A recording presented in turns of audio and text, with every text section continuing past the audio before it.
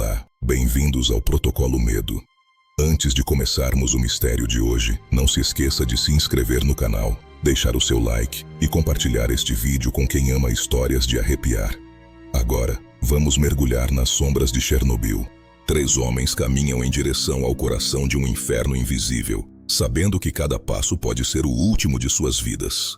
Muitos conhecem o desastre de Chernobyl, mas poucos conhecem a verdade sobre os 3 heróis que salvaram a Europa de uma catástrofe ainda maior.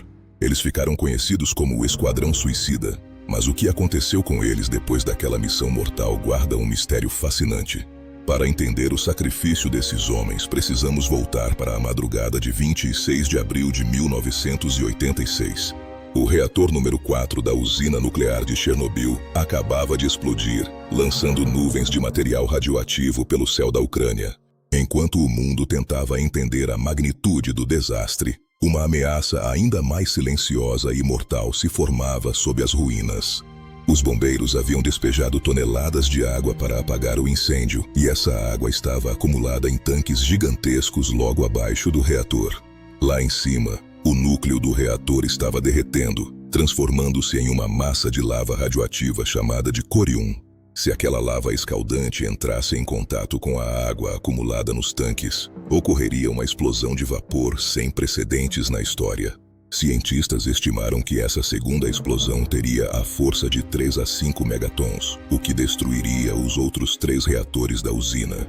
Isso tornaria toda a Europa um lugar inabitável por centenas de anos, espalhando radiação por milhares de quilômetros.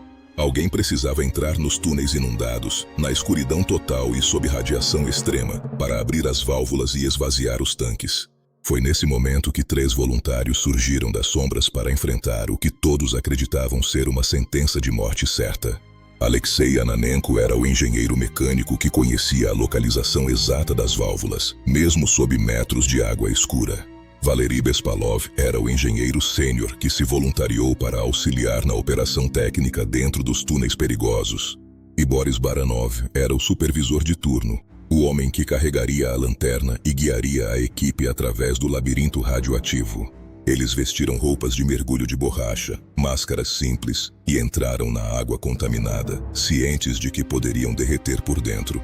A visibilidade era quase nula e as lanternas falhavam constantemente, enquanto o silêncio era quebrado apenas pelo som da água batendo em seus corpos. Muitos relatos da época diziam que eles morreriam em poucos dias, sofrendo de síndrome aguda de radiação em níveis brutais. A lenda urbana que se espalhou por décadas afirmava que eles faleceram logo após a missão e foram enterrados em caixões de chumbo soldados. Por 30 anos, o mundo acreditou que o Esquadrão Suicida havia sido consumido pelo fogo invisível de Pripyat, logo após o feito heróico.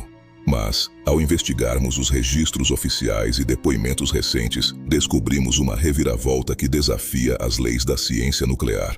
A verdade é que os 3 homens não morreram naquela semana, nem naquele mês, e nem nos anos imediatamente seguintes ao desastre.